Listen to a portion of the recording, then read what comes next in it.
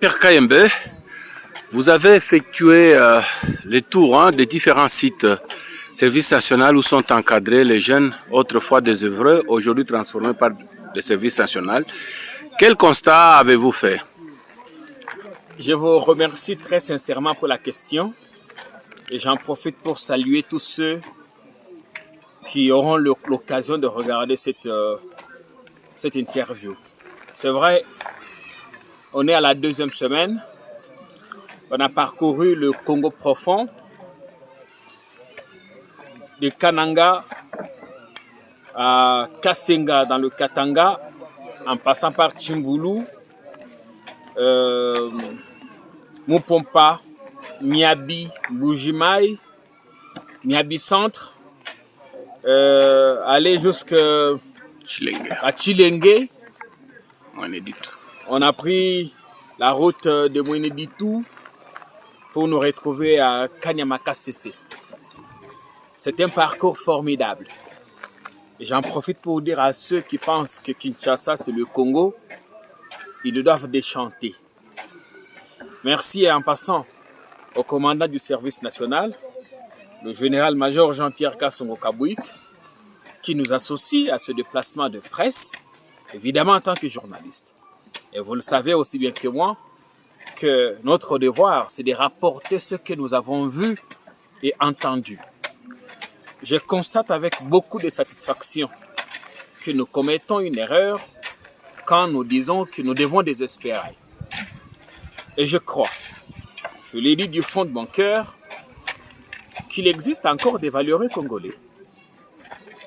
Que parmi nous, de cette génération de la pourriture, vous m'excuserez du peu, cette génération des corrompus, des corrupteurs, des mafieux, des gens qui sont dans la rétrocommission, de ceux qui veulent acquérir des biens immobiliers en Europe, il y en a quand même qui sont mus par l'âme patriotique.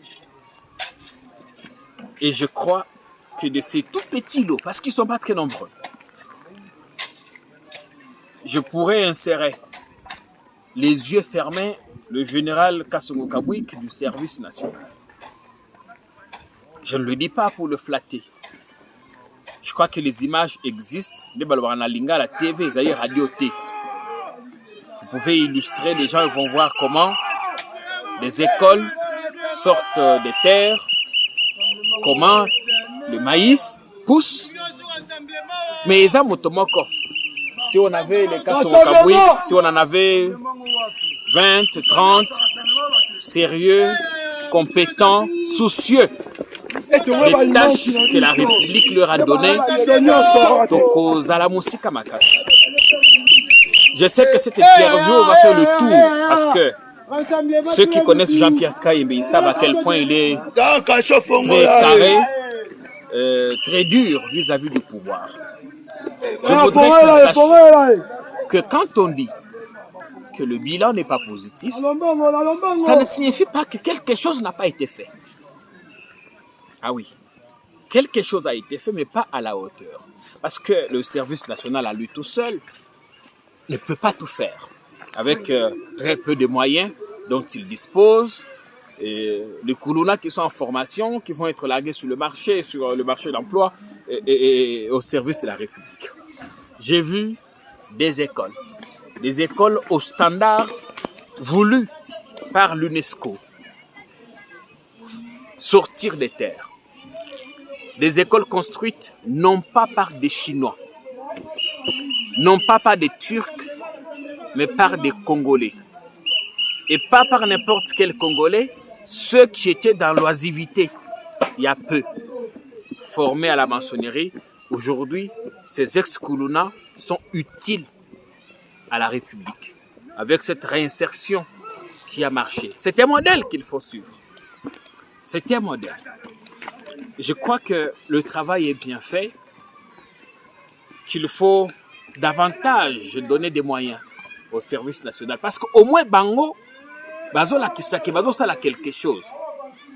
Vous imaginez les moyens, dilapidés dans des projets, aux autres, finalement, détourner, si on donnait ces moyens au service national, on irait très loin.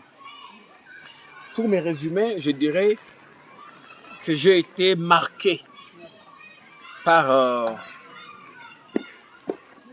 le sérieux du général Kassongo. Au point que je me dis, est-ce qu'il faut, par projet miner Nénion Sebele, est-ce qu'il faut militariser la République? Est-ce qu'il faut que tous les projets importants soient confiés aux militaires? Mais quand je creuse aussi au sein de l'armée, je trouve que tous ne sont pas aussi sérieux que ça. Voilà le dilemme. C'est comme je disais, il y en a toujours qui sortent du lot et que c'est très hasardeux de mettre tout le monde dans un même sac. Je pense que d'autres Congolais comme lui existent. C'est juste question d'arriver à les identifier. Courage pour ce qu'il fait. On peut être opposé au régime, mais quand vous avez des écoles qui sortent de terre, quand vous avez des vastes étendues, des maïs qui sont cultivés et qui finissent dans les ventres de nos frères et sœurs, on ne peut, en tant que journaliste, on ne peut que dire ce qu'on a vu et ce qu'on a entendu. Bien évidemment, il faut nuancer, les défis sont énormes parce qu'aujourd'hui, Kanyama Kasese se produit autour de 20 000 tonnes, mais nos besoins en termes de consommation sont estimés à des millions de tonnes qu'il faut consommer, qu'il faut produire. Les écoles, ils nous en font autant. Mais pas nous arrêter au niveau des écoles. Il faut créer, il faut industrialiser le pays. Il faut créer des petits centres de consommation. Il faut surtout réhabiliter les routes. Vous voyez par exemple, pour arriver ici à Kasenga, à moins de 200 km de Lubumbashi, voyez comment on a souffert. On est dans le Grand Katanga. Ici même où des gouverneurs passés ou ceux qui sont en fonction vous disent qu'ils font du travail impressionnant. Voyez comment on a souffert. Est-ce que les gens savent regarder Talanzo Tonenge Komi? Donc, ceux qui va sali banzela, ceux qui va bongisi, biloko mususu, na kanisi, toko kinde liboso. Développement ya Congo ezali, eza kosenga biso nyonso lisanga. Totia maboko, po ete mboka na biso ekende liboso. Na motuna na yo ya liboso, na kanisi eza ya suka to mususu oyo ezali, yo motoko yebisa ngai, po na lelo na kanisi, maye nazalaki nango na motuna oyo tunaki ngai esuki wana. Merci.